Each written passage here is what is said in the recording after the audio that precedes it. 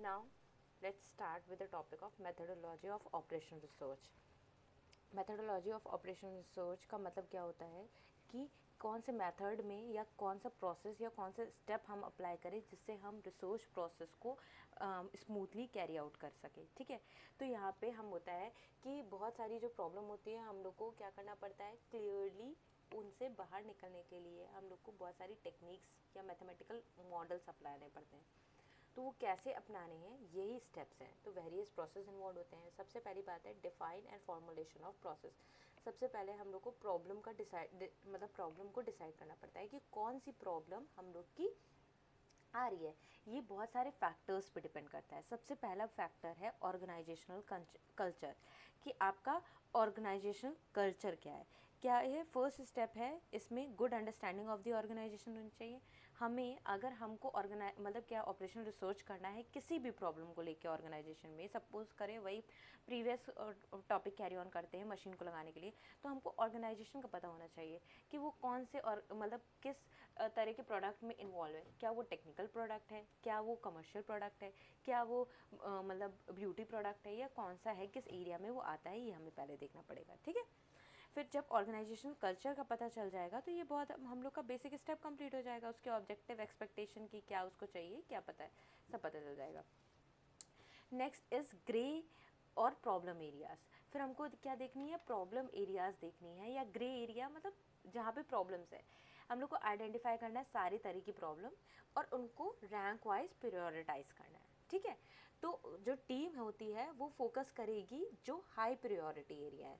अब मान लीजिए आपको कि मशीन की प्रॉब्लम आ रही है, लाइट की प्रॉब्लम आ रही है और बहुत सारी प्रॉब्लम आ रही है। आपने क्या कर लिया, डिफाइन फॉर्मुलेशन प्रॉब्लम में ये सोच लिया कि ये प्रॉब्लम आ रही है, फिर आपने उसको लिस्ट बना दी।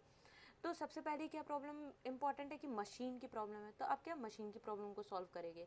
तो उसके बाद ब्रेक, फिर उसको स्मॉल स्मॉल कंपोनेंट में ब्रेक करके उनकी रैंकिंग कर देते हैं इम्पॉर्टेंट या अर्जेंसी के हिसाब से, ठीक है। कुछ डायरेक्ट ऑब्जेक्टिव होते हैं, कुछ उनके इनडायरेक्ट ऑब्जेक्टिव होते हैं, ठीक है। फिर नेक्स्ट आता है climate for decision making. Climate for decision making, suppose करिए वही मशीन है आपकी, ठीक है। तो आपको इन्वायरमेंट भी देखना पड़ेगा कि कंपटीशन कैसा है, कि ज़्यादा प्रोडक्टिव वाली हम मशीनरी खरीदें ज़्यादा पैसा लगा के, या गवर्नमेंट पॉलिसीज़ क्या चल रही हैं, कौन सी एक्स्ट्रा पॉलिटिंग करने वाली मशीन्स आपको मना है, ठीक है। जनरल पब्लिक के आपको सारे वो देखने पड़ेंगे, डिसीजन मेकिंग लेने से पहले ये सब क्लाइमेट देखना पड़ेगा। फिर अवेलेबल करना पड़ेगा वेरियस अल्टरनेटिव। क्या होता है कि लॉस का जो चांस होता है वो रिड्यूस हो जाता है, ठीक है। किसकी वजह से, उसकी बहुत सारे अल्टरनेटिव्स ढूंढने की वजह से। और ये मार्जिन भी देता है सेफ्टी का ऑर्गेनाइजेशन को। अगर वो ऑब्जेक्टिव को नहीं सेटिस्फाई कर रहे अल्टरनेटिव, तो उनको डिलीट भी करा जा सकता है या एलिमिनेट भी करा जा सकता है, not a big deal, okay. तो नेक्स्ट इज, ये हो गया हमारा। सबसे पहले क्या हो गया कि हम लोग को डिफाइन करना होगा प्रॉब्लम को, जिसमें क्या ऑर्गेनाइजेशनल का culture, grey area, climate for decision, availability of various alternative. फिर हमको मॉडल कंस्ट्रक्ट करना पड़ेगा। मॉडल मतलब कि एक मैथमेटिकल मॉडल जो ऐसा प्रोसेस ऑप्ट करके कि हाँ हमें पता चल जाए कि नहीं ये हम लोग सॉल्यूशन ले सकते हैं। तो इसमें मैथमेटिकल रिलेशनशिप दिखती है इल्यूजन और इन इल्यूजन की। इल्यूजन मतलब जो हमको महसूस हो रहा है कि है लेकिन वो नहीं है, और जो एक्चुअली में है उसके बीच में, ठीक है। तो मैथमेटिकल मॉडल्स हेल्प क्या करते हैं, हाई स्पीड क्या करते हैं, न्यू जनरेशन कंप्यूटिंग मशीन होती है तो मशीनरी को यूज़ कर सकते हैं, टूल्स और टेक्निक्स को यूज़ कर सकते हैं ताकि डिज़ायर्ड रिजल्ट है। See the problem is, the point is कि हम, ये आपको हमेशा याद रखना है कि ऑपरेशन रिसर्च एक साइंटिफिक और सिस्टमेटिक एनालिसिस है, जिसका मतलब है कि आपको अच्छे रिजल्ट ही ऑब्टेन होंगे, मैक्सिमम चांस ये है, ठीक है। फिर हम क्या करेंगे, सॉल्व करेंगे उस मॉडल को। अब मैथमेटिकल क्वेश्चन आपको दे दिया जाए तो उसको सॉल्व करोगे कि नहीं करोगे।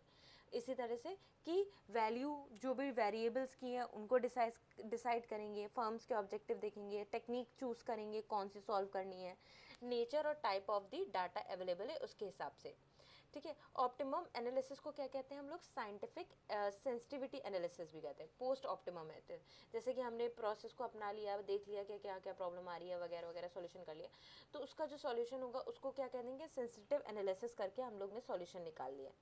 फिर हम उसको अप्लाई कर देंगे, ठीक है। फिर सॉल्यूशन टेस्टिंग और मॉडल वैलिडेशन। अब हमने सॉल्यूशन तो निकाल दिया, अब सॉल्यूशन को टेस्ट करेंगे कि सही है कि नहीं सही है। बताइए कितना काम करते हैं। पहले सॉल्यूशन बनाएंगे, फिर उसको टेस्ट करेंगे। ये सब क्यों कर रहे हैं? ताकि आपके पैसे वेस्ट ना हो, ताकि आपका टाइम वेस्ट ना हो, ताकि एक प्रोसेस चलता रहे तो करेक्ट डिसीजन पे आप पहुंच सके। समझे बच्चा? ठीक है। तो सॉल्यूशन टेस्टिंग होगा और model validation, slip of the tongue, it's okay, ठीक है। तो इसमें क्या होगा, ये फोर्थ स्टेप है। If original data collected by the से इंटरव्यू से कलेक्ट हुआ है, ठीक है, और अदर डाटा भी कलेक्ट हुए हैं, ठीक है। अब इसमें जैसे सॉल्व करने के लिए अलग अलग मेथड ऑप्ट करे जाते हैं। मान लो कि 2 डाटा कलेक्ट हुए, एक तो तुमने इंटरव्यू से लिया, एक सैम्पल के थ्रू लिया। फिर उनको कंपेयर करोगे डिफरेंट स्टैटिस्टिकल टेस्ट करके, मैथमेटिकल टेस्ट वही स्टैटिस्टिकल टेस्ट, ठीक है, टेस्ट करके देखोगे। फिर देख पाओगे कि सॉल्यूशन मतलब डिफ़र तो नहीं कर रहा है। अगर डिफ़र कर रहा है तो वो सुटेबल नहीं है, तुमको फिर से कोई स्टेप लेना पड़ेगा। Next is implementation. अब तुम्हारा काम हो गया ख़त्म, तुमने बहुत मेहनत कर ली, सारे आंसर्स आ गए तुम्हारे, एकदम सही स्टैटिस्टिक लगा के तुमने सही सॉल्यूशन। अब हम करेंगे इम्प्लीमेंटेशन स्टेज, ठीक है, और मेथडोलॉजी का। ये 5th स्टेप है। कौन सा स्टेप है? 5th स्टेप है किसी भी सॉल्यूशन को इनकॉर्पोरेट करने का, ठीक है, विच इज़ ऑब्टेन्ड थ्रू, इतनी मेहनत करके हम लोग ने जैसे ऑब्टेन ही कर लिया कि रिसर्च ऑपरेशन रिसर्च होता क्या है, ठीक है। फिर ये हमारा आ गया, और उसके बाद है कि आता है इस्टेब्लिशिंग कंट्रोल मैकेनिज्म। फिर हम लोग क्या करेंगे, एक कंट्रोल मैकेनिज्म को इस्टेब्लिश कर देंगे, चाहे वो इंटरनल हो या एक्सटर्नल हो, ताकि हमको ये पता चल जाए कि कोई वेरिएशन तो नहीं आ रही है या कोई प्रॉब्लम तो नहीं आ रही है, ठीक है। तो हम लोग इसको अल्टरनेटिव सोल्यूशन करेंगे। इंक्रीज और demand recession in the economy, मतलब जो भी होगा कंट्रोल मेजर्स को देखेंगे कि कंट्रोलिंग क्या होता है, कि हमारे पेरेंट्स हम पे सॉरी हमारे पेरेंट्स हम पे कंट्रोल कर रहे हैं। इसका मतलब क्या हुआ कि वो देख रहे हैं कि अगर हम कोई गलत डायरेक्शन में जाएं तो उसको करेक्ट डायरेक्शन में कैसे लाया जाए, वैसे ही यहाँ भी है, ठीक है। फिर आ गए टाइप्स ऑफ मॉडल, ये हम लोग पढ़ेंगे नेक्स्ट वीडियो में।